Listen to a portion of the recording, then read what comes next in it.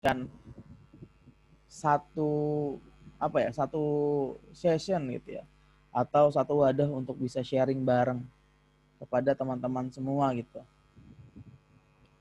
Gue baru jalan ini ya memang untuk orang-orang yang memang baru jualan gitu, memang yang butuh banyak sharing gitu, bukan mengajarkan tetapi mau ngajak sharing gitu. Maka gue baru jualan ini hadir di sini untuk bisa dilihat atau disimak dari sisi bagaimana kita berjualan tapi dengan cara yang cukup sederhana.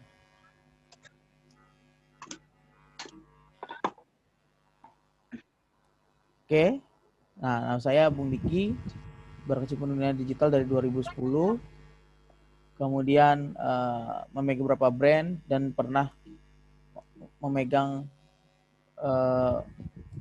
kementerian di digital agency. Saat ini jadi digital marketing manager di sebuah perusahaan dan menjadi konsultan digital beberapa brand, terutama di UKM.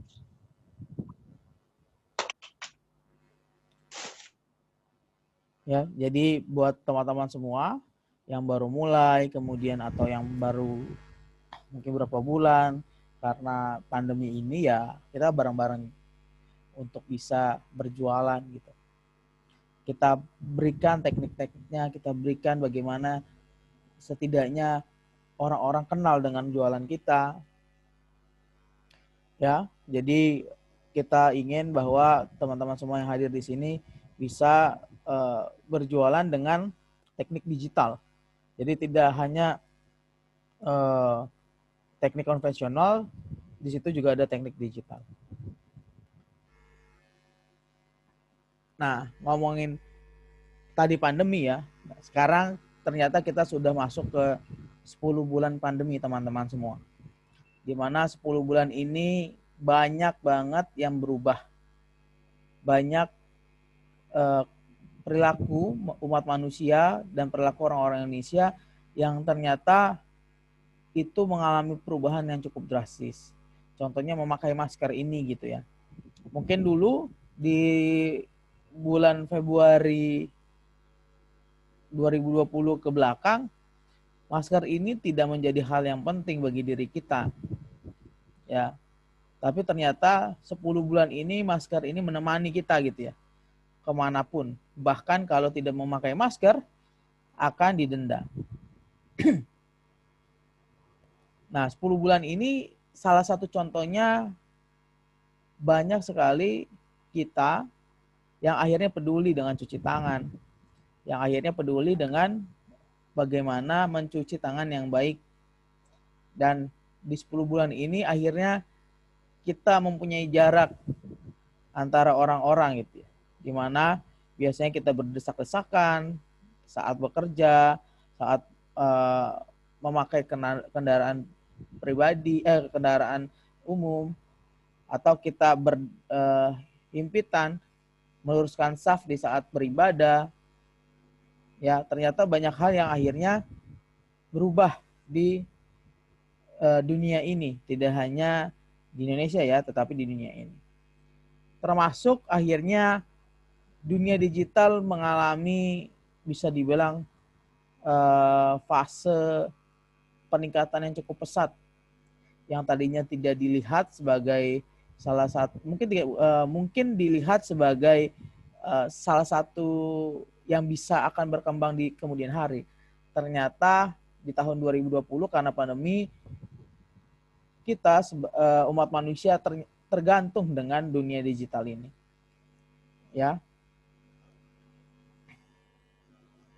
Nah, ini ada digital consumer megashift teman-teman, yaitu bagaimana konsumsi digital kita berubah.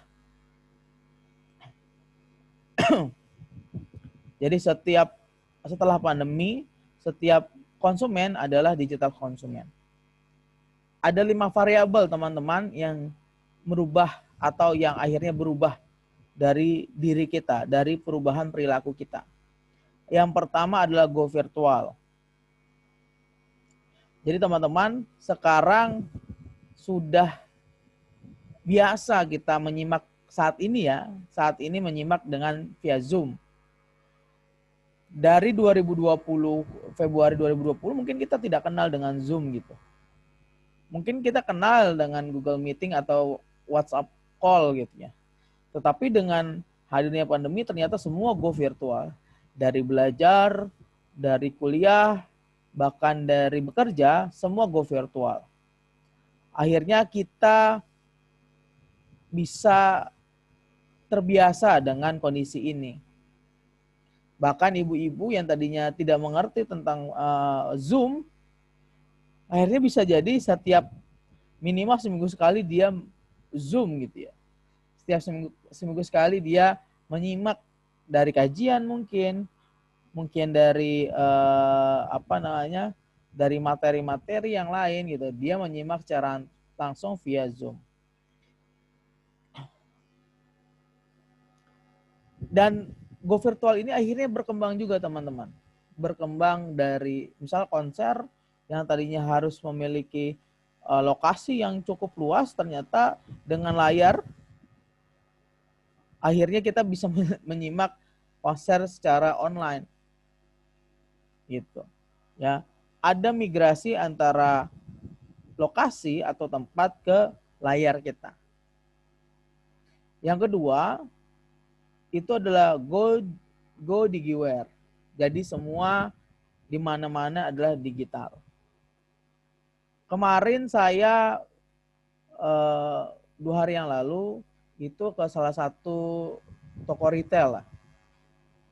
Sebut saja namanya Hypermart. Ya. Nah, di situ ya bisa dibilang agak sepi. Cuma yang dibilang rame adalah ternyata ada karyawan-karyawan yang membelikan barang-barang itu sesuai pesanan yang ada di handphone. Jadi ternyata sudah berubah tuh. Konsumen yang tadinya jalan-jalan ke hypermart, jalan-jalan ke mall, ternyata dia bisa memesan via HP dan akhirnya para petugas yang mengambilnya. Jadi hal-hal yang tadinya dilakukan secara offline ternyata bisa. Ada aplikasi juga yang namanya sayur box kalau nggak salah. Dan itu kita membeli sayur ke pasar kemudian diantarkan oleh Gojek atau oleh petugas dari sayur box itu. Jadi sangat-sangat dalam dari dunia digital itu yang dipakai. Yang ketiga adalah go contactless. Jadi di mana-mana akhirnya meminimalkan kontak atau meminimalkan pertemuan. Kalau dengan orang yang meminimalkan pertemuan, kalau dengan barang dia meminimalkan sentuhan. Misalnya contoh, kalau kita masuk mall, itu biasanya kita mencet tiket kalau pakai mobil. Ya, atau pakai motor juga bisa. Ternyata dengan tangan kita, ya, dengan tangan kita arahkan ke sensor, sudah keluar struknya. Yang tadinya nggak kepikiran tentang itu gitu. Yang selanjutnya ada Go Omni. Apa itu Omni? Omni adalah perpindahan dari dari konvensional ke digital. Ya, jadi ada rasa pengalaman dari semua kanal, semua saluran kita publikasikan. Namun akhirnya balik ke offline. Nah, offline itu ternyata memutar kembali ke online gitu. Jadi semua bermain di situ. Kemudian ada confidential, go confidential, yaitu dengan hadirnya dunia digital sebagai salah satu bisa dibilang yang utama di saat pandemi, banyak orang yang sadar akan data-datanya itu untuk dirahasiakan. Jadi nggak main-main lagi gitu. Tidak main-main lagi untuk bisa memakai data-data itu. Ya. Ini jadi teman-teman semua, digital consumer mega shift itu akhirnya membentuk 3. Ada mega shift, ada macro shift, dan ada micro shift. Ya. Dari frameworknya seperti ini teman-teman. Yang 5 ini terus kemudian diturunin, ya, diturunin frameworknya, kemudian dibagi 3.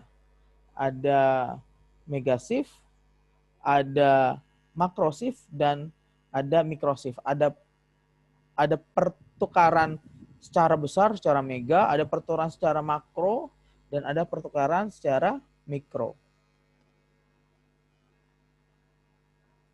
Nah, mega shift ini teman-teman global, lebih ke arah global. Yang pertama adalah COVID-19, propagation and vaccine availability. Ya. Jadi orang-orang masyarakat di dunia itu mempunyai harapan tentang kesediaannya vaksin. Gitu. Jadi kalau ya termasuk di Indonesia ya, termasuk di Indonesia, hadirnya vaksin itu membuat harapan kita semakin baik gitu. Meskipun vaksinnya hadir itu baru 1,2 juta. Meskipun yang vaksin hadir itu dikritik atau bisa dibilang disangsikan oleh para dokter karena yang datang adalah Sinovac yang belum tahu keampuhannya. Sementara ada yang dari Inggris, ada yang dari Jerman, ada yang dari US, itu dipakainya mungkin akan hadir tetapi tidak menjadi prioritas. Kita menghadirkan yang pertama adalah Sinovac dari Cina. Meskipun mau soal kekhawatiran para dokter, meskipun itu dari Cina yang belum jelas untuk keampuhannya, ternyata vaksin hadir membawa harapan bagi seluruh masyarakat. Kemudian ada social anxiety atau ketakutan sosial. Teman-teman semua, dengan hadirnya COVID-19 ini, maka kita lebih takut untuk melakukan sesuatu yang sebenarnya biasa. Misalnya contoh berkerumun atau makan yang dengan tidak mencuci tangan. Ada ketakutan yang lebih setelah pandemi itu hadir gitu. Ketakutannya bahkan ya sampai kematian. Ya. Kemudian ada the rise of nationalism. Kebangkitan nasionalisme. Jadi dengan hadirnya pandemi ini ternyata membawa nasionalisme lebih tinggi pada masyarakat di setiap negara.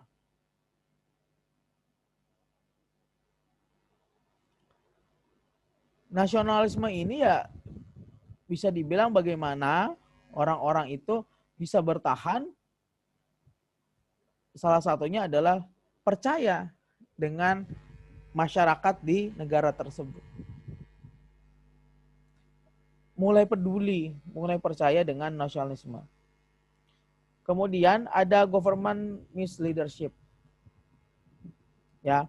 Nah, di sini teman-teman semua, government misleadership apa? Bagaimana para kepala negara itu bisa secara efektif untuk memimpin negaranya. Jadi the rise of nationalism itu orang tuh mulai bangga dengan nasionalismenya. Bahkan sudah ada kubu-kubuan itu. Wah, ini dari Inggris nggak boleh datang karena ada virus baru, virus mutasi COVID-19 baru. Akhirnya Arab Saudi melockdown. Arab Saudi melockdown bagi warga Inggris yang mau datang ke Arab Saudi nggak boleh, atau bagi warga negara Arab Saudi yang mau ke Inggris nggak boleh. Jadi kedatangan dan keberangkatan di Arab Saudi itu dibatalkan semua sampai saat ini untuk seluruh dunia. Ya, udah jadi per negara aja di lockdown bahasa kita. Nah, dari situ salah satunya adalah bagaimana cara kepemimpinan para pemerintahan atau para kepala negara. Ada yang berhasil untuk bisa memutus rantai COVID-19, tetapi ada yang terseok-seok, ya. Tetapi ada yang terseok-seok dengan adanya COVID-19. Contohnya apa? Contohnya Indonesia. Ya. Contohnya Indonesia saat ini kita ternyata terseok-seok. Bahkan hari ini kita mencapai rekor lagi karena satu hari sudah mencapai 7.000 lebih kasus. Nah, pemerintah ini harus memberikan hal-hal yang efektif dan itu ditunggu oleh para para masyarakat di Indonesia. Oke, sip.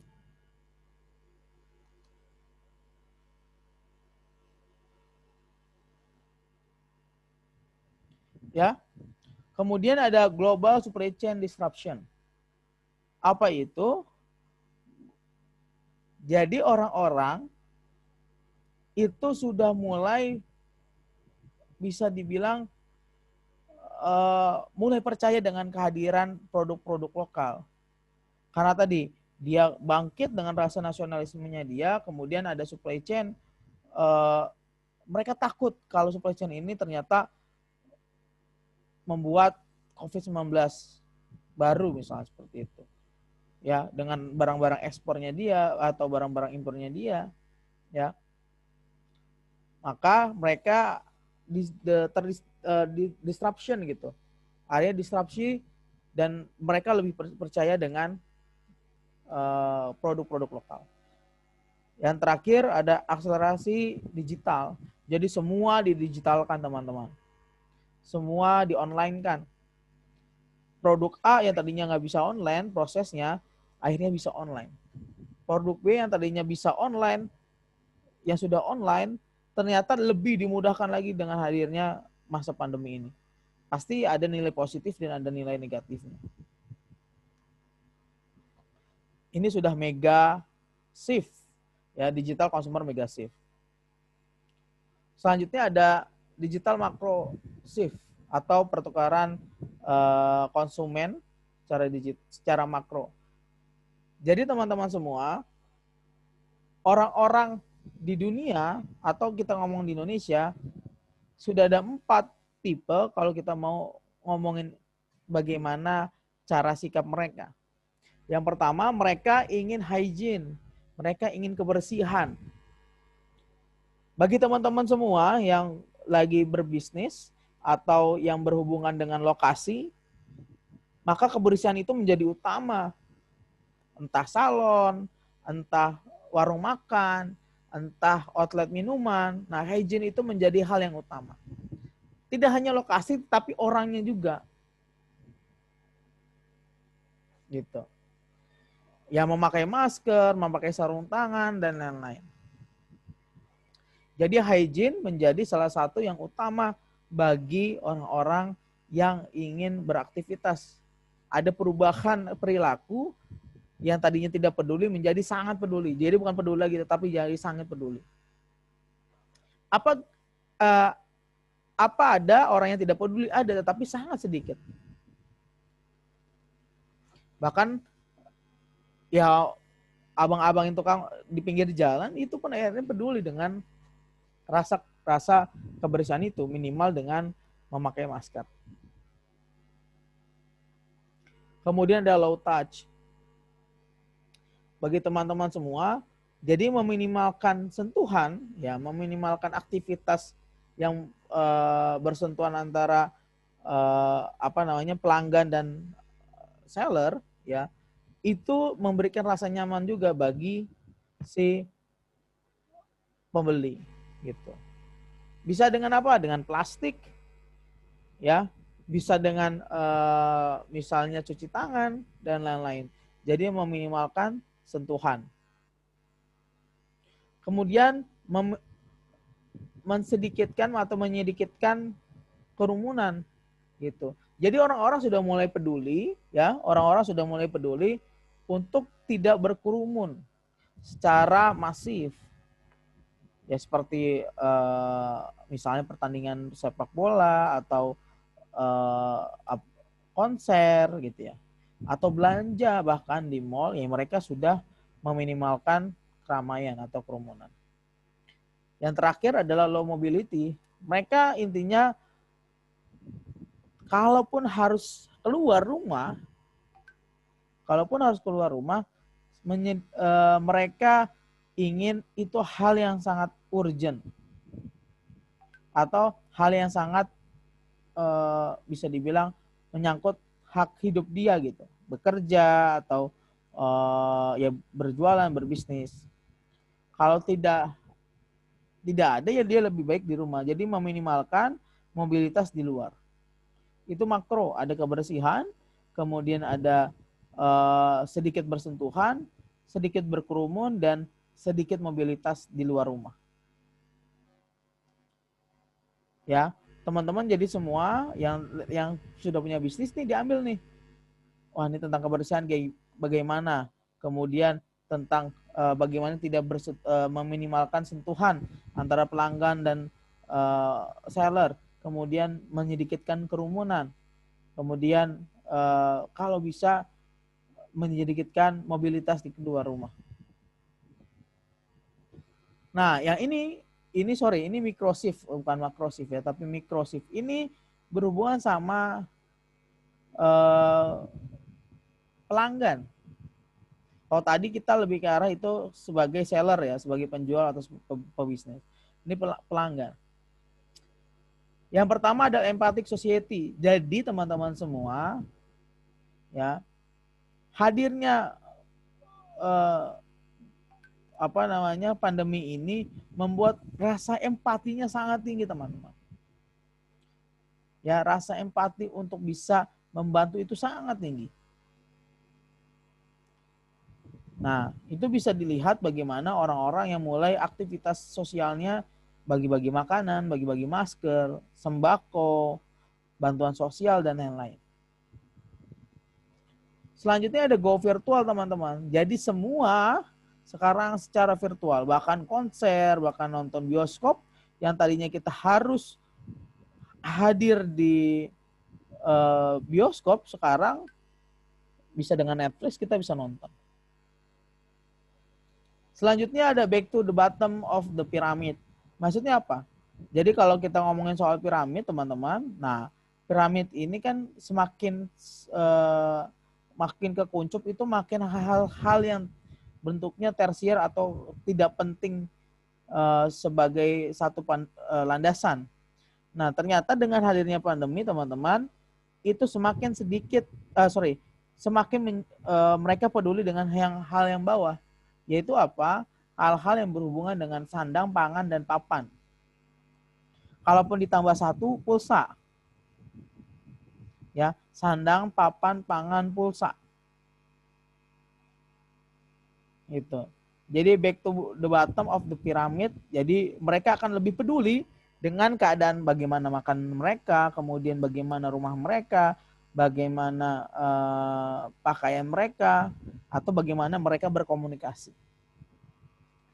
Dan terakhir adalah stay at home lifestyle. Jadi teman-teman, hadirnya pandemi ini juga akhirnya merubah mindset para pengusaha. Karena apa? Yang tadinya dia punya perusahaan dan harus hadir orang-orangnya, ternyata ada yang namanya WFH, work from home. Ya, dengan WFH ini ternyata mereka bisa untuk bekerja tetapi di rumah aja. Ada juga LFH, learning from home, ya, belajar anak-anak itu di rumah. Tapi tentu ya itu yang ada nilai positif dan ada nilai negatifnya. Ya, tadi sudah ada mega shift, ada macro shift, kemudian ada micro shift. Dan micro shift ini berhubungan sama empathic society, go virtual, back to the bottom of the pyramid, dan stay at home lifestyle. Ya teman-teman, silakan dicatat yang tadi ya. Ini ada mega shift, kemudian ini ada macro shift, dan ini ada micro shift.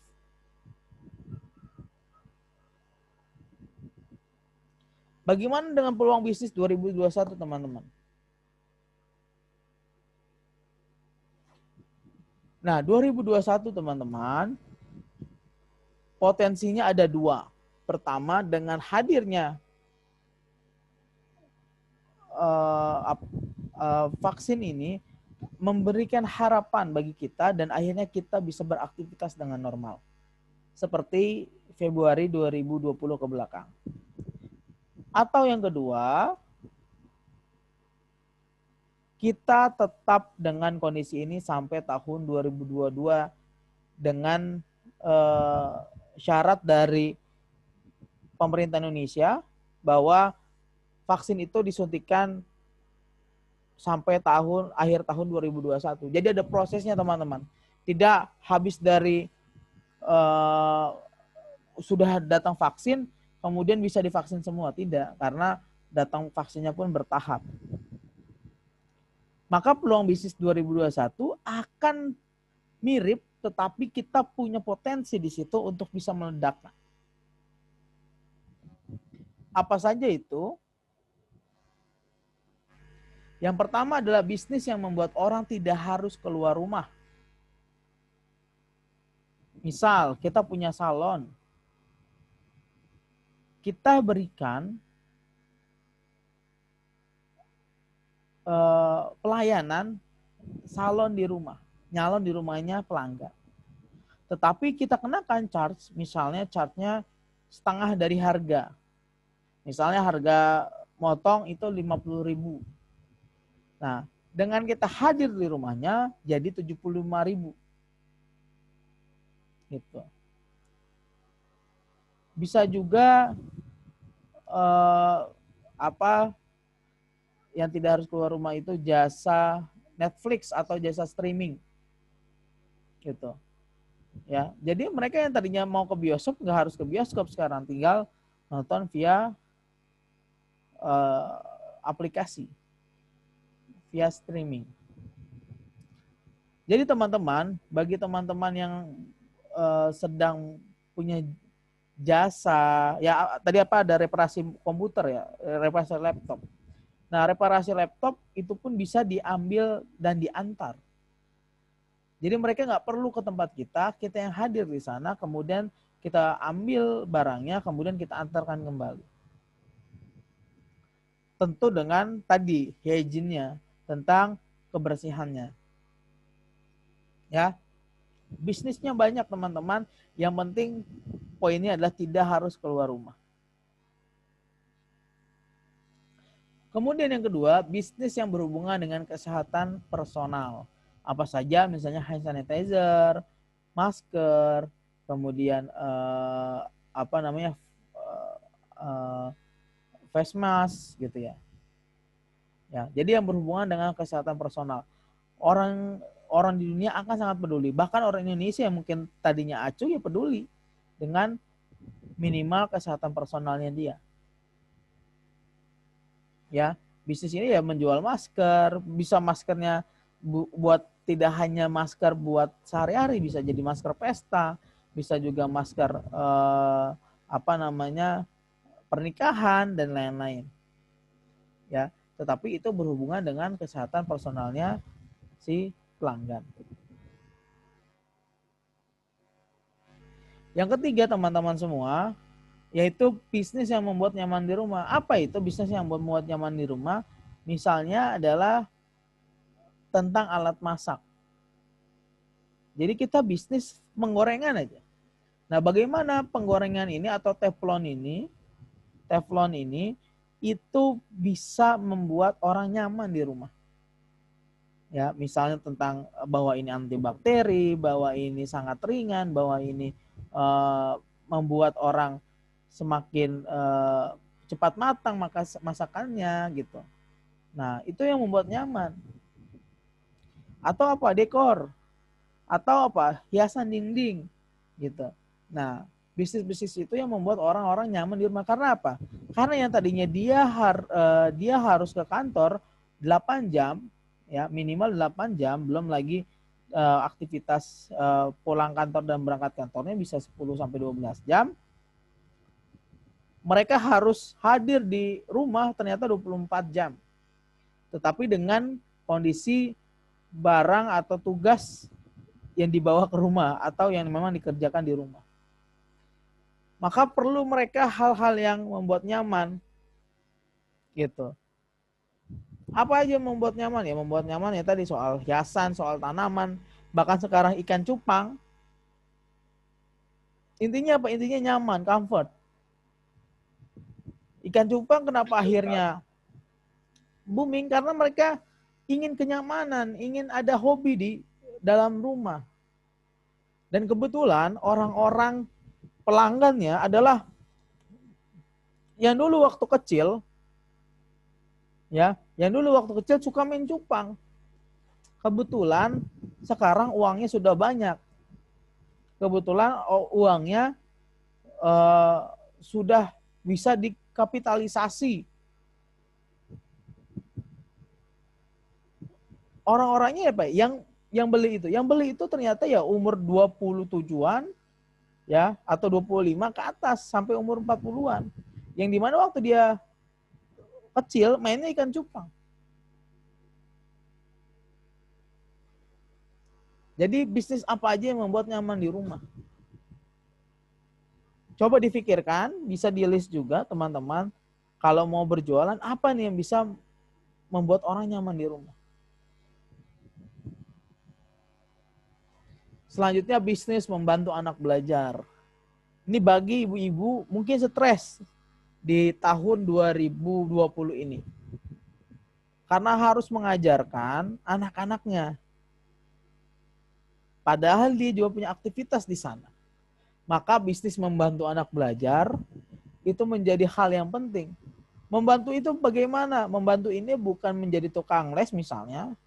Ya tidak hanya jadi tukang les, tidak hanya menjadi guru les, tetapi juga dia membantu pelajaran-pelajaran yang ada di sekolah untuk dia kerjakan.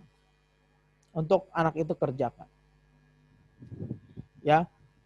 Ini mungkin di Indonesia agak aneh gitu.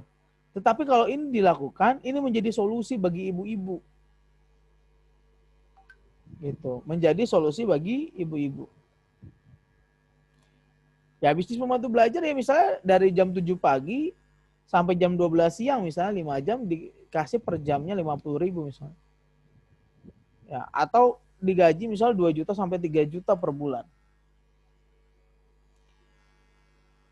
Kalau kita kapitalisasi anak-anak kuliahan ya membantu adik-adiknya untuk bisa belajar.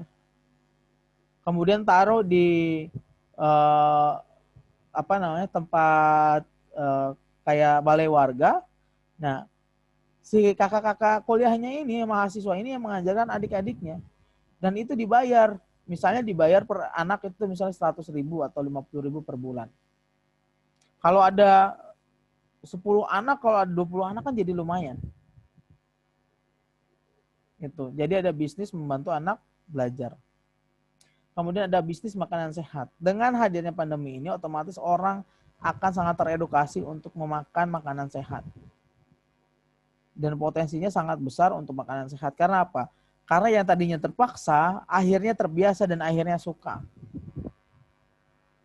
Ya teman-teman, jadi potensi makanan sehat itu sangat-sangat tinggi karena perubahan perilaku itu gitu.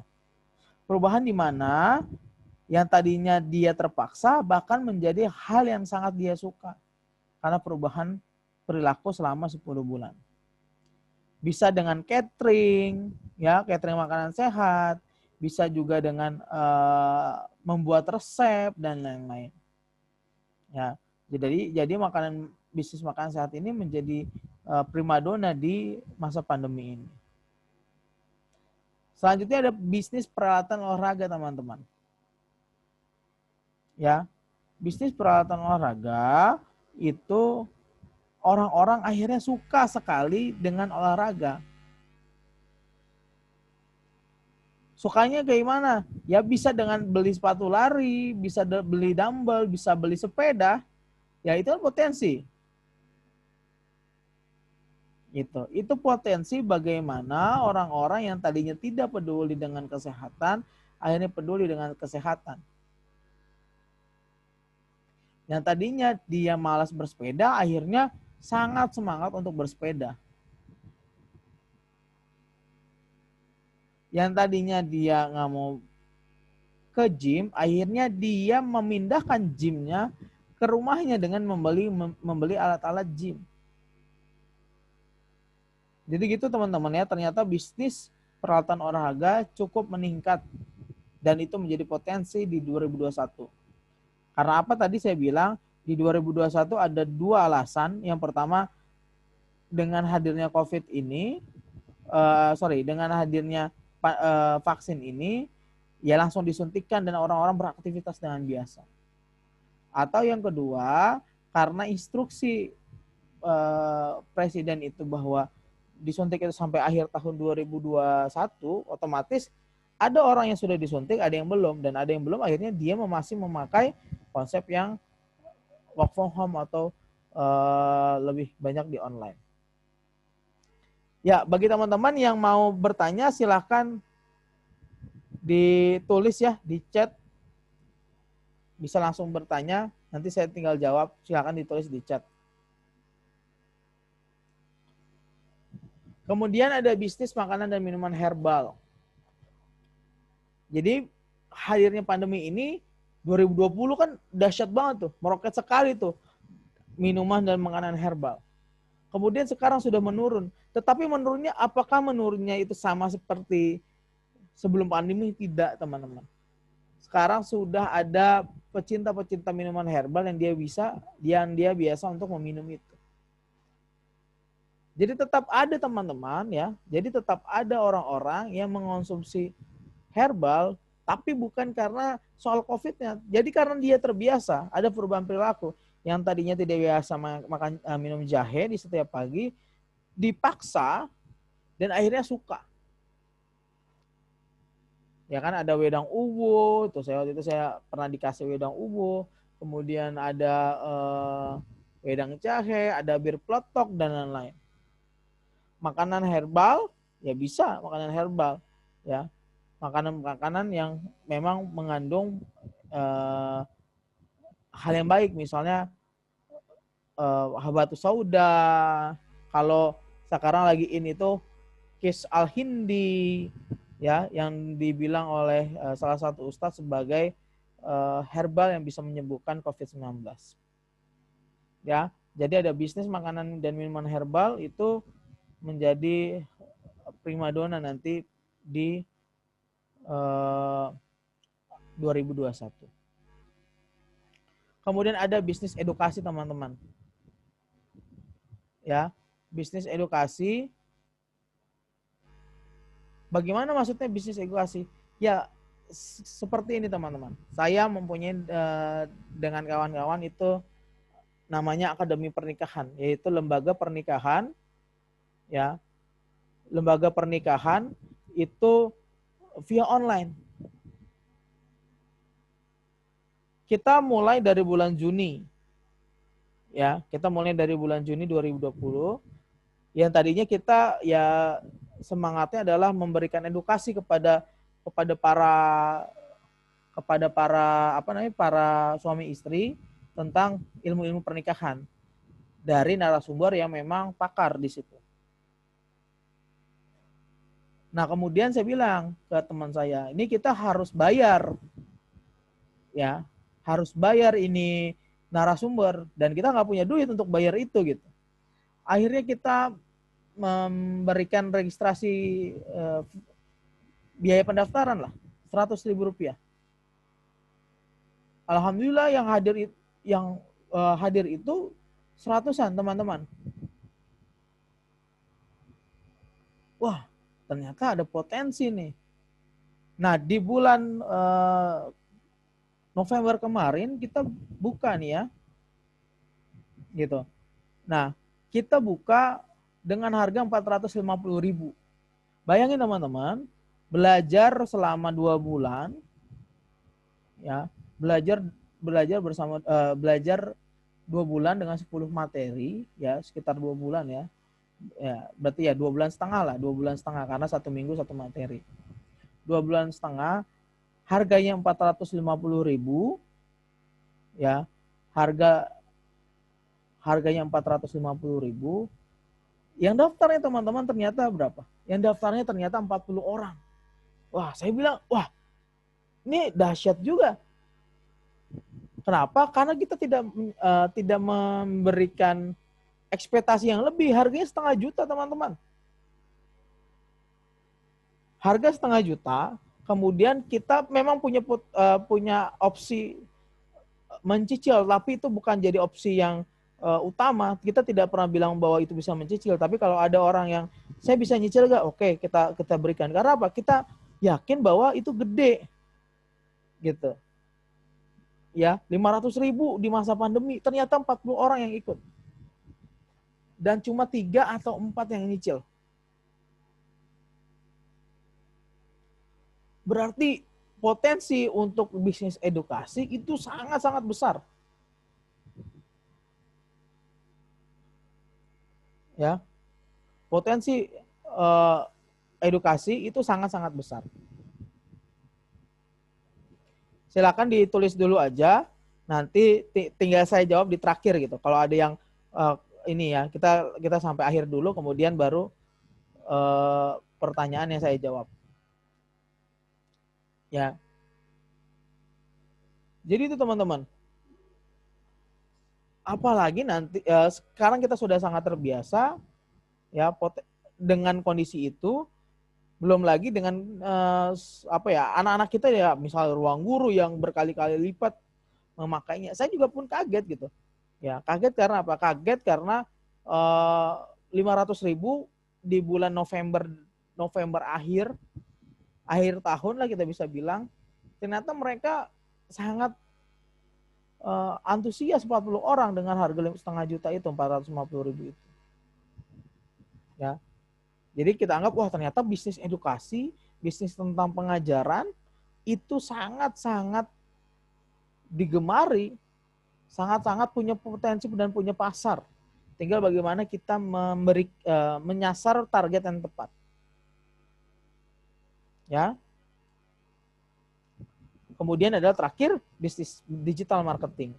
Nah, bisnis digital marketing ini yang akhirnya membuat orang-orang yang tadinya tidak tahu tentang digital marketing, akhirnya dia belajar tentang digital marketing dan akhirnya mereka mulai mencoba digital marketing.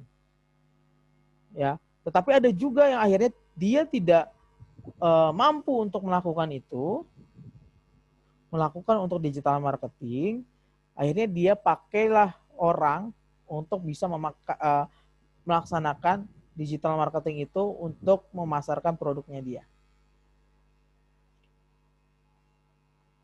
Digital marketing itu ada apa aja? Banyak teman-teman. Dari sisi konten, dari sisi infrastruktur, ya, dari sisi konten, dari sisi konten infrastruktur, atau dari sisi iklan atau promosi. Ya, konten ada artikel, kemudian ada foto, ada grafis, ada video. Itu di digital marketing. Kemudian ada infrastruktur. Infrastruktur ada apa? Infrastruktur itu ada website, ya, kemudian ada akun media sosialnya, ya. Nah, kemudian yang terakhir ada promosi. Promosi ada SEO, ada Google Ads, ada Facebook Ads, ada Instagram Ads, kemudian ada YouTube Ads, ada TikTok Ads, ada endorsement, kemudian ada paid promote dan lain-lain. Itu semua dirangkum dari digital marketing, teman-teman semua. Ya, dari konten, infrastruktur, bahkan sampai promosi. Belum lagi dimasukkan nanti dengan konten-konten promosi, entah diskon, entah buy one get one, entah testimoni, entah giveaway dan lain-lain. Ya, giveaway masuk ke promosi dan orang-orang yang memang ahli, ya, yang memang ahli akan lebih fokus, gitu. Akan lebih fokus. Dia tahu bahkan strategi-strateginya, tidak hanya menjalankan, tetapi dia tahu. Karena ada orang yang tadinya nggak bisa, tetapi dia bisa, tetapi dia ahli, nggak bisa menjualnya. Yang paling bagus adalah dia ahli dan bisa menjual dengan cara strategi-strategi marketingnya. Ya, dan dia tahu bahwa barang ini tepat untuk dibuat apa untuk strateginya. Jadi nggak asal, nih coba nih, misalnya ini, barang tentang alat-alat berat, gitu. Alat-alat berat ini, udahlah kita pakai endorsement, ya, pakai endorsement, jadi influencer yang kita bayar. Endorsementnya apa? Wah, yaudah nih, gue tahu nih, gue pengen endorsementnya Ria Ricis. Kan alat-alat besar ya teman-teman ya. Alat-alat besar, tetapi endorse-nya ke Ria Ricis, kan nggak nyambung. Gitu. Karena dia tahu bahwa, ini Ria Ricis bagus, followersnya bagus, engagementnya bagus, tapi belum tentu dengan cocok dengan kliennya gitu. Ya, jadi ada yang benar-benar kita spesifikasi untuk bisnis digital marketing itu. Oke? Dan digital marketing ini akan sangat booming, teman-teman. Akan sangat booming, akan sangat dahsyat. Entah pelatihannya, atau entah bagaimana teman-teman bisa bisa dibilang itu dibantu oleh tim digital marketing dari luar, bukan dari tim teman-teman. Dan itu biasa, sangat-sangat biasa untuk dibantu. Daripada kita mengeluarkan cost untuk learning lagi, untuk tim, kita membuat tim, lebih baik kita bayar orang, tetapi sudah bisa jalannya baik atau bahkan berlari. Oke ya, itu dari bisnis digital marketing. Oke, nah sudah selesai, sudah 1 jam saya menjelaskan tentang bagaimana digital megasif, consumer megasif, perubahan perilaku digital di masyarakat pas pandemi, dan tren apa saja yang akan bersinar di tahun 2021. Mungkin kalau ada bertanya, silakan tulis di kolom komentar. Ini sudah ada yang bertanya ya. Assalamualaikum warahmatullahi wabarakatuh. Izin bertanya, apakah dengan adanya dampak pandemi ini yang tadinya sudah dibahas, ada beberapa perubahan? Itu artinya kita harus menyesuaikan perubahan bisnis model kita. Terima kasih. Apakah itu harus merubah atau menyesuaikan bisnis model kita? Nah, pertama bisnisnya apa, Mas Fahmi?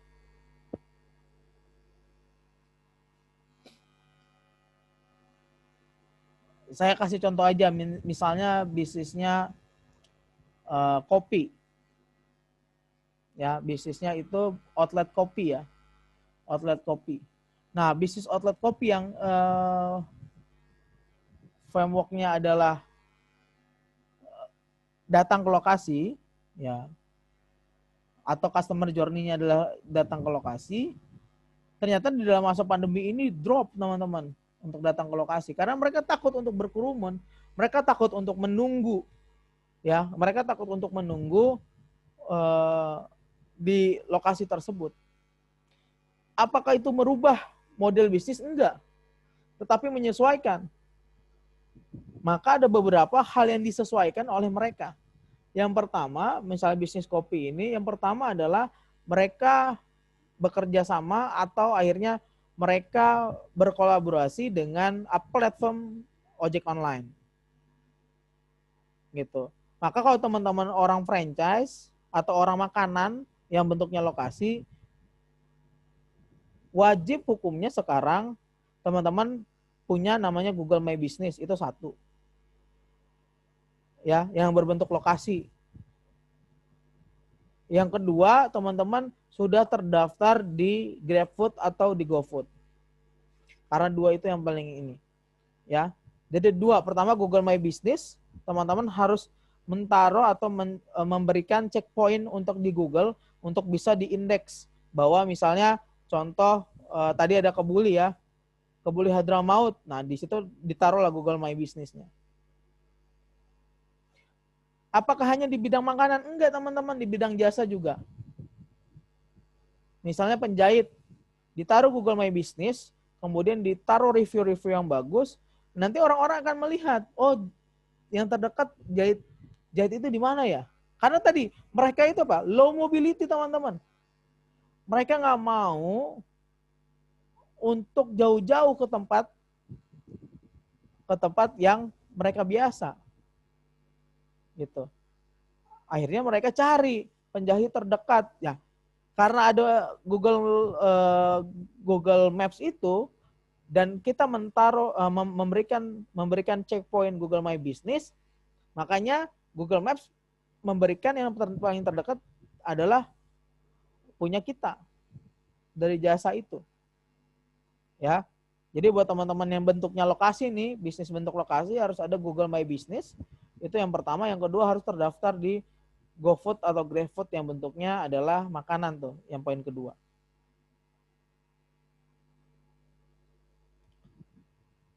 Oke, itu ya Mas Fahmi ya. Jadi kalau harus merubah tergantung dulu bisnis apa, tetapi kalau harus menyesuaikan iya. Gitu. Ya. Nah, selanjutnya Mas Fahmi bikin apa? Bikin hal-hal yang kuantitinya besar. Gitu. Karena mereka malas untuk beli yang gelasan ya, mereka kan harus bolak-balik. Maka kita harus menyiapkan yang lebih simple, yaitu dengan beli literan. Gitu. Dengan misalnya memberikan literan misalnya kalau misalnya bentuknya minuman. Kalau makanan gimana? Nah, makanan itu bisa dengan paketan, bundling. Gitu. Makanan bisa dengan bundling atau dengan paketan. Ya, jadi bisa disesuaikan Mas Fahmi. Selamat malam Bung Diki. Bagaimana bentuk pemasaran digital mana yang lebih baik, SEO atau PPC? Keduanya baik. Yang pertama adalah gini. Kalau SEO gitu. Kalau SEO ini dua-duanya wajib dengan punya website ya. Itu wajib punya website. Karena yang satu memakai indeks Google atau artikel, yang satu memakai Google AdWords atau Google Ads yang bisa dibilang sekarang. SEO, kita membuat artikel dan artikel itu diindeks oleh Google. Dan akhirnya Google itu memberikan ranking lah, kalau bahasa sederhananya. Ranking untuk website kita ada di halaman pertama atau di beberapa halaman. Cuma itu butuh ketekunan atau butuh yang namanya waktu. Apalagi yang main SEO kan bukan kita. Gitu. Yang main SEO kan banyak. Maka kalau seperti itu, ya, gitu. Maka kalau yang seperti itu, kita harus benar-benar sabar dengan SEO itu. Apalagi kita bukan pemain SEO, baru sekitar seminggu kita buat artikel, kemudian kita capai, wajar sekali itu. Atau yang kedua dengan PPC, ya, atau pay per click. Nah itu pakai Google AdWords. Nah itu bisa, sangat-sangat bisa, dan itu lebih cepat. Karena apa? Karena Google langsung memberikan di peringkat pertama. tetapi di slot iklan atau advertising. Bedanya dia punya segi waktu dan punya budget. Sementara SEO dari sisi maksudnya segi waktu itu kan berhubungan dengan budget yang diberikan untuk berapa hari ya. Nah, kalau SEO itu selamanya. Kalau sudah ada peringkat 1, dan bagaimana caranya sekarang untuk mempertahankan peringkat 1 itu. Sementara kalau PPC, teman-teman bisa di peringkat 1 dengan bayar berapa, itu simpelnya. Ya. Jadi kalau lebih baik mana? SEO atau PPC? Kalau dari sisi waktu lebih baik PPC. Karena SEO itu butuh waktu yang lebih lama untuk naik ke atas. Sementara PPC bisa di peringkat pertama. Tetapi lebih murah mana ya? Tentu SEO lebih murah dibanding PPC. Gitu. Dan long lasting. Selama Google masih ada dan selama kita tidak dikalahkan oleh kompetitor, insya Allah ada di peringkat pertama. Seperti itu. Ada pertanyaan selanjutnya. Saya punya usaha hijab hampir 2 tahun. Tapi tidak ada perkembangan. Memang ini usaha sampingan karena kerja. Minta sarannya supaya bisa berkembang atau teknik seperti apa yang bisa kira-kira bisa diterapkan. Kalau Mbak ini produsen, Mbak bisa bikin layer bisnis. Itu layer bisnisnya adalah reseller atau dropshipper. Saya menyarankan dropshipper. Gitu. Nah, ya, kenapa dropshipper? Karena dropshipper ini orang-orang tanpa dana. Gitu. Orang-orang tanpa dana. Jadi dropshipper itu mereka mengadakan perjanjian dengan kita bahwa saya menjualkan barang Mbak misalnya, saya dapat margin dari penjualan barang Mbak. Ya. Nah, tugas mereka adalah menyebarkan tuh marketing itu gitu. Nah, tugas Mbak adalah menyiapkan produk dan menyiapkan konten. Gitu. Makanya harus ada foto produk yang bagus. Ya, kalau perlu pakai model, ya kalaupun nggak pakai model harus ada foto yang memang memberikan detail, apalagi hijab gitu kan, ya. Jadi seperti itu, Mbak. Kalau misalnya mau berkembang itu memakai konsep dropshipper atau reseller. Teknik promosi apa yang seperti apa yang bisa kira-kira diterapkan? Nah, yaitu yang pertama pakai layer bisnis, yang kedua pakai iklan. Nah, iklannya ada Facebook Ads misalnya. Kenapa pakai Facebook Ads? Karena hijab ini adalah wants atau keinginan, bukan kebutuhan. Gitu. Ya, jadi wants. Nah, wants ini yang tadinya nggak pengen jadi pengen. Nah, bagaimana tekniknya? Ya tekniknya tadi dengan foto, video, dengan teks, kemudian disasar dengan audiens yang tepat. Jadi tidak asal untuk audiens itu. Ya. Nah, kemudian ada beberapa teknik promosi, ada banyak. Mbak bisa dengan grand launching gitu. Dengan cara misalnya buy one get one atau diskon berapa persen. Gitu. Grand launching gitu. Padahal mah biasa aja gitu ya. Maksudnya barangnya memang barang udah ada gitu, tapi grand launching gitu. Atau relaunching, melaunching kembali. Seperti itu teman-teman. Ya. Ada diskon, ada harga coret, kemudian ada harga bundling. Gimana maksudnya harga bundling? Ya harga bundling misalnya hijab, ya hijab harganya misalnya 100.000, gamis harganya misalnya 100.000, hijab misalnya harganya 50.000. Tadinya ada tuh 50.000 sama 100.000 kan, bisa 2 tuh. Nah, dengan disatukan ya, dengan teknik promosi menyatukan itu, jadi 149.000 misalnya. Atau menjadi 150.000. Catukannya apa? Beli gamis dapat jilbab.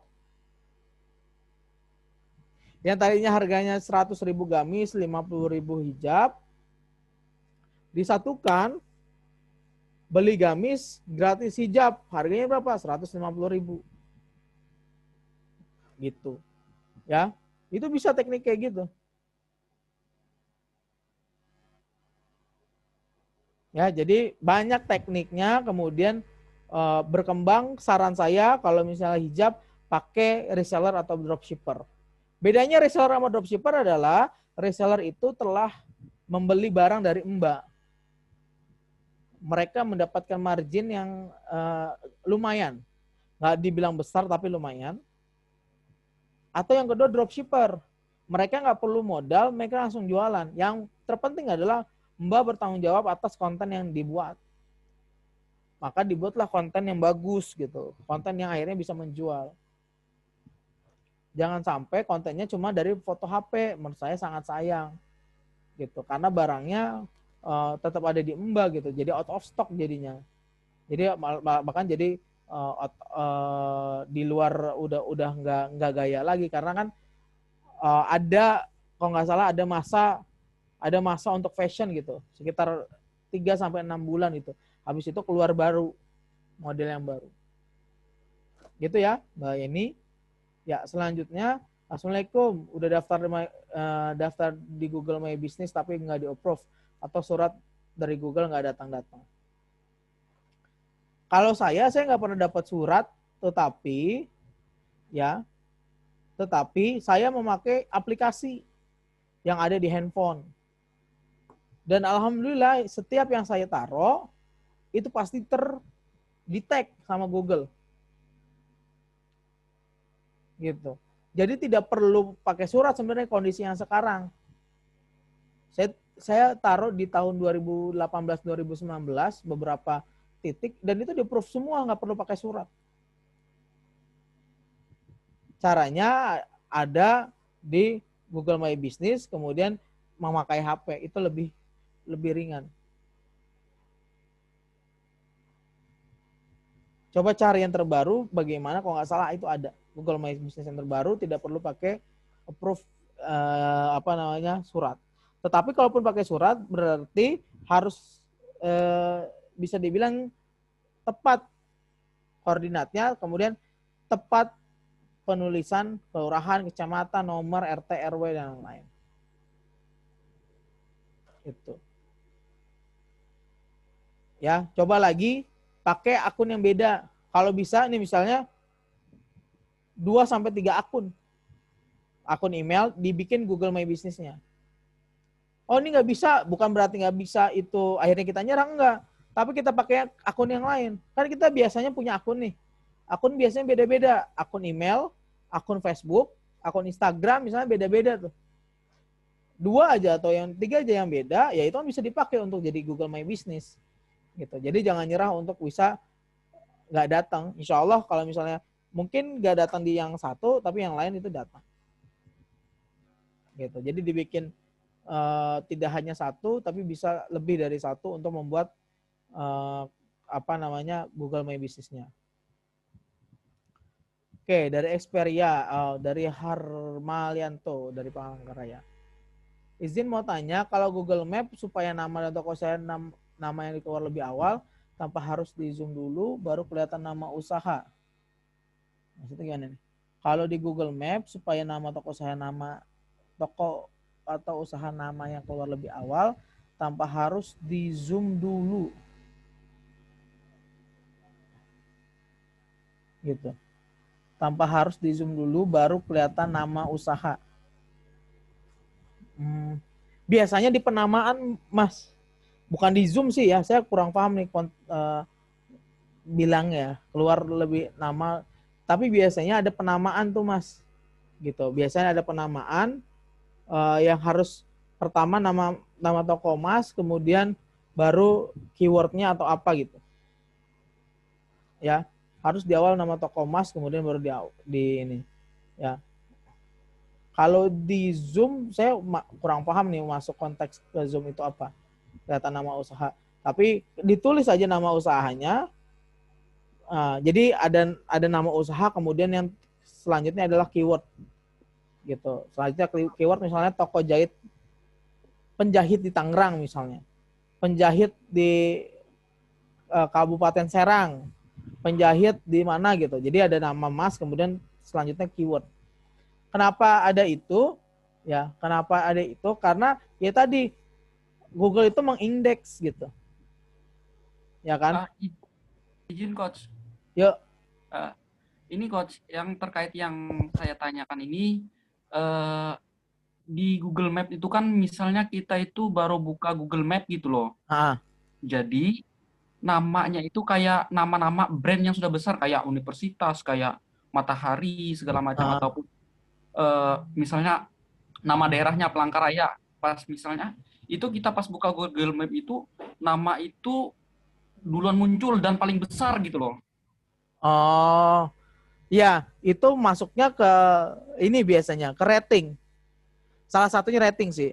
Yang kedua foto. Jadi aktifnya kita itu adalah soal itu gitu. Pertama makanya bagaimana kita bisa mengalahkan orang-orang itu ya, dalam tanda kutip gitu ya, kita bisa mengalahkan orang-orang itu. Yang pertama adalah kita aktif di sana.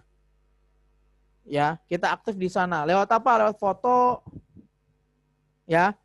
Maka ajak teman-teman kita atau siapapun menjadi review Google kita gitu. Misalnya ada teman kita, tetangga kita atau siapapun itu atau keluarga kita, tolong review di sini. Di foto tuh gambar foto atau Mas udah gambar foto dengan segala sisinya. Terus kemudian ini soal teknis ya, ini soal strategi aja ya. Ya, strateginya. Misalnya yang paling atas A misalnya. Gimana cara mengalahkan A? Ya, pertama banyakin konten fotonya. Ya, banyakin konten fotonya. Mas bisa foto dari berbagai sisi. Gitu. Atau aktivitas-aktivitas di situlah. Kasih ke orang yang IP address-nya beda dari handphone bukan dari handphone Mas. Mereka suruh Google review, kemudian mereka men-tag fotonya atau bukan meng-capture ya, bahasanya mengupload fotonya. Kemudian memberikan bintang 5 dan reviewnya bagus. Nah, itu yang diindeks Google. Akhirnya apa? Akhirnya semakin meningkat itu. Karena apa? Ada aktivitas di situ, Mas. Gitu. Karena ada aktivitas di Google My Business-nya. Gitu. Ya. Jadi kalau bagaimana caranya adalah tekniknya bagaimana Google itu ya, ini bahasanya kita sebagai manusia. Ini ada 100 orang yang berderet. Iya kan? Yang berderet. Ada 100 orang yang berderet. Kemudian gimana caranya kita bisa kelihatan sama orang itu gitu. Sama orang yang di depan 100 orang itu. Caranya apa? Caranya itu dipanggil. Misalnya Diki di antara 100 orang itu. Dia nggak tahu tuh orang itu siapa Diki itu. Tapi ternyata ada orang-orang di sekitar Diki ya yang manggil Diki. Akhirnya orang yang mencari itu kan nengok ke Diki gitu ya. Analoginya gitu. Nengok ke Diki. Oh, ternyata dia itu yang namanya Diki. Nah, seperti itu Google gitu. Google itu kalau kita Google menyerupakan manusia, ya dia akan melihat orang yang dipanggil atau punya aktivitas. Makanya diindeks gitu. Itu konsepnya sama dengan SEO. Dengan artikel, kemudian dengan backlink, ya masuk ke indeks Google, ada keyword-keywordnya. Nah, keyword itu yang akan naik ke indeks untuk website kita. Gitu. Akhirnya dia jadi peringkat pertama. Gitu. Ya. Cara berpikir Google kayak gitu. Cara berpikir Google atau algoritma lah kalau bisa dibilang algoritmanya adalah bagaimana kita mempunyai aktivitas yang sangat sering di akun kita di Google itu. Beda sama beda sama dengan Facebook atau Instagram. Algoritmanya adalah bagaimana kita punya interaksi. Gitu. Kita punya interaksi yang bisa dibilang itu sama atau punya interaksi yang bersamaan atau yang sering dengan salah satu akun, dan itu yang akan menjadi bisa dibilang yang paling sering dilihat oleh kita nantinya. Dan itu cuma 1% ya 1% sampai 2% dari jumlah followers kita. Jadi kalau ada jumlah followers kita ada 10.000 misalnya, ya misalnya ada Instagram kita 10.000, ya analoginya 1% berarti cuma sekitar berapa tuh 10.000? 10 orang ya. Gitu. Atau dari 100 followers ada 1% doang, berarti hanya 1 orang itu yang akan selalu terlihat apa? Karena banyak interaksi. Gitu. Jadi kalau Google itu menandai kita karena banyak orang yang manggil kita, kalau Facebook menandai kita karena banyak orang yang sering ngobrol sama kita. Gitu. Caranya bukan dari naik tingkatnya kalau di Facebook. Kalau di Facebook atau di Instagram ya, karena algoritmanya sama. Ya caranya adalah dengan itu kita didekatkan gitu. Kita didekatkan yang tadinya jauhan, kita didekatin. Karena apa? Karena banyak ngobrol gitu. Sementara kalau misalnya Google, itu kita ditandain gitu. Akhirnya orang ini, oh ini berhubungan sama ini, berhubungan sama ini. Wah berarti dia naik tingkat. Karena sering dipanggil. Gitu. Itu analogi algoritma Google dan Facebook. Seperti itu teman-teman. Oke. Udah ya, cukup ya. Masuk ke selanjutnya. Tanya Bung Diki, biasanya orang akan melihat lokasi terdekat, bagaimana teknis promosi yang bagus agar dapat dijangkau ke seluruh wilayah. Teknik online apa offline? Ini karena kan bentuknya lokasi ya. Kalau teknik online itu biasanya teman-teman bisa dengan masuk ke influencer. Sekarang sangat bagus kalau untuk lokasi itu masuk ke influencer. Gitu. Ya. Untuk untuk lokasi teman-teman. Ini teman-teman misalnya contoh tadi ada yang jualan kopi ya. Jualan kopi itu kan lokasi ya, full lokasi.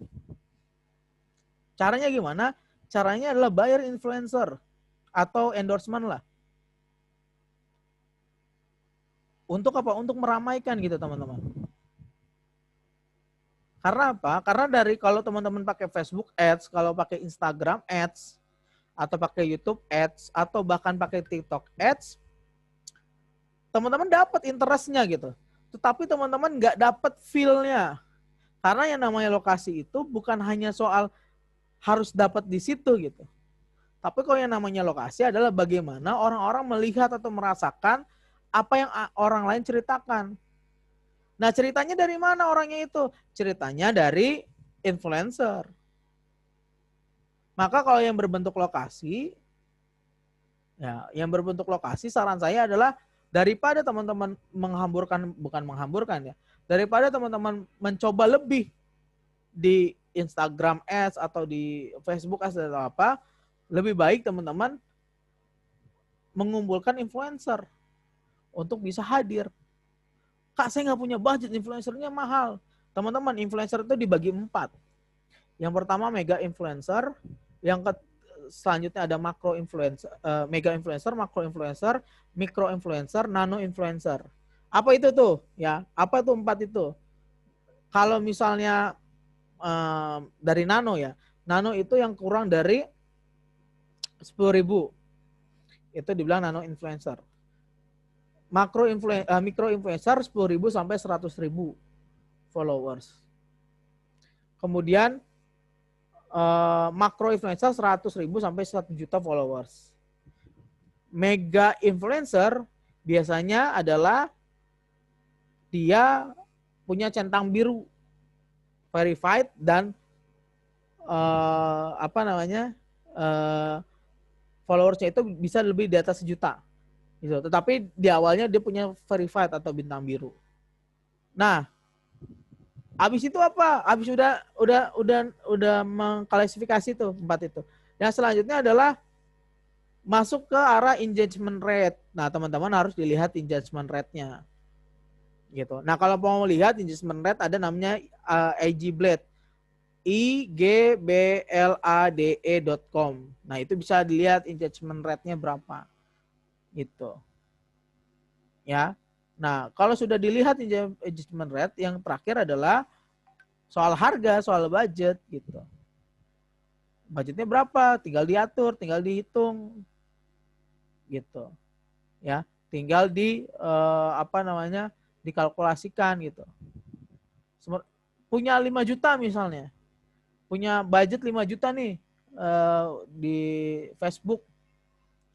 Coba teman-teman alihkan dulu 5 juta itu, ya, alihkan dulu 5 juta itu ke influencer YouTube, TikTok. Caranya gimana? Caranya cari orang yang main TikTok, bukan bocah-bocah ya. Ya di atas 20 tahun lah kalau misalnya tadi ngomongin soal kopi ya. 20 tahun, mereka suruh review, kalian kasih sekitar 50.000 aja per orang. Kalau 5 juta berarti ada 100 orang kan? Nah, tinggal dilihat itu gimana caranya menjadi perbincangan di algoritma TikTok. Gitu. Si A influencernya tentang makanan, ya si B influencernya tentang fotografi. Teman-teman bisa lihat situ. Mereka suruh hadir, mereka dapat duit misalnya 50.000. Ya dari sisi followership paling juga followersnya cuma misalnya 1.000 atau 2.000 gitu, nano influencer ya, gitu. Jadi seperti itu teman-teman. Jadi dipakai misalnya 100 orang, dilihat apakah punya efek dari mereka yang datang. Nah, cara efeknya gimana? Gitu. Ya diadakan promosi teman-teman. Salah satu promosinya adalah kenapa mereka baru hadir. Pertanyaannya adalah dapat info dari mana mereka itu soal promosi itu. Ya, soal promosi itu. Misalnya buy one get one atau diskon 50% atau bundling misalnya seperti itu. Ya, habis dari 5 juta itu budget teman-teman, kemudian teman-teman bikin program. Ya. Jadi itu disandingkan tuh. Influencer disandingkan dengan program promosi.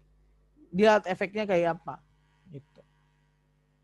Ya, jadi tidak hanya gimana caranya untuk gue bisa belajar Facebook Ads ya, enggak. Tapi bagaimana caranya teman-teman bisa memberikan salah satu strategi yang tepat. Maka pilihannya ada dua tuh. Pilihannya adalah gimana teman-teman bisa untuk pakai iklan atau pakai influencer. Ada juga nih, Bang, saya hewan. Tadi ada yang nyebut ikan, ada yang nyebut burung gitu. Nah, yang pertama adalah teman-teman harus kalau mau men-tag, kalau teman-teman mau jualan, tag pakai Google My Business. Gitu. Karena itu nggak perlu website, tinggal pakai aja, tinggal daftar aja. Tadi ada burung, ada ikan misalnya. Yang kedua, sudah tag My Business. Yang kedua adalah teman-teman cari misalnya orang-orang penyuka burung atau bahasanya apa ya, tukang lele lah. Kalau orang yang tadi yang jualan lele gitu ya, yang jualan lele misalnya jualan bibit atau apa gitu. Nah itu tuh dia bisa kalian telepon gitu, dia bisa kalian follow up gitu. Yang tadinya penikmat burung kita follow up gitu. Jadi kita cari teman-teman, pelanggan itu bukan kita yang nunggu, tapi kita cari. Gampang kok caranya. Caranya tinggal bagaimana geotek. Gitu. Kalau ikan lele caranya geotek. Geotek dari mana sih geoteknya? Teman-teman biasanya orang-orang itu para user Instagram itu dia memakai geotek, dia ngetek barangnya di mana gitu. Ya. Nah, itu dia memberikan geotek itu ke lokasi. Nah, itu bisa diambil lokasinya. Bisa dilihat siapa aja main ke lokasi itu, kemudian lokasinya di mana, teman-teman bisa tawarkan. Sama seperti burung itu gitu. Ya, karena kalau bedanya kalau burung itu bedanya adalah dia mainnya community atau komunitas. Nah, dicari teknik komunitas-komunitas itu atau orang-orang yang suka dengan burung itu masuk ke situ. Gitu. Ya. Jadi tadi yang bibit itu dijual sangat bisa ya, pakai Google My Business, kemudian pakai grup di Facebook yang memang dari sisi dari sisi anggotanya atau membernya, atau yang kedua pakai sisi Instagram dengan geotek gitu. Kemudian selanjutnya ada gak seminar untuk mempelajari digital marketing? Banyak, biasanya Ibu gaptek. Jadi pilihannya ada dua. Pilihannya adalah belajar atau kolaborasi dengan tim digital agency gitu. Kalau belajar bisa, sangat-sangat bisa kalau belajar. Tetapi itu butuh waktu. Sementara kita punya produk yang harus dijual atau produk yang harus dipertahankan kualitasnya. Kalau kita hanya belajar saja, kemudian capek untuk bisa ini, ya sama aja bohong. Mendingan hire tim digital agency, diobrolin strateginya apa, kemudian dijalankan oleh digital agency, tinggal dari timnya timnya kita meng-cross check apakah strateginya bekerja atau enggak. Gitu. Ya. Jadi pilihannya kalau seminar digital marketing itu banyak, mau offline mau online. Tetapi kalau ternyata kita punya produk yang cukup bisa menguras waktu, lebih baik kita hire tim digital agency. Ada yang murah, ada yang mahal, itu tergantung pilihan kita aja. Seperti itu. Oke, teman-teman, masih ada lagi?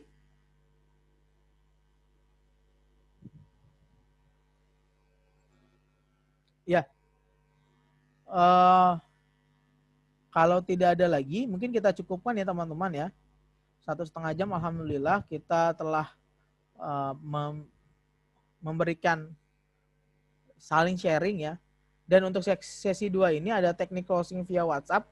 Nanti saya coba kita jabarkan bareng-bareng bagaimana caranya supaya bisa closing via WhatsApp, dari teknik closingnya, teknik follow up-nya sampai teknik closingnya.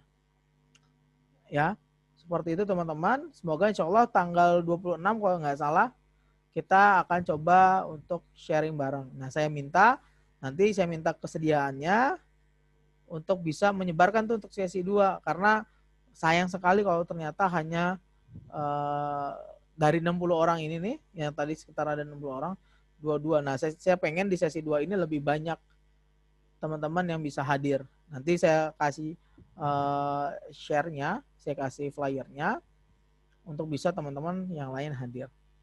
Oke, terima kasih ya teman-teman semua yang telah menyimak. Alhamdulillah, semoga ini menjadi manfaat ya, itu menjadi manfaat bagi diri kita dan bagi bisnis-bisnis kita.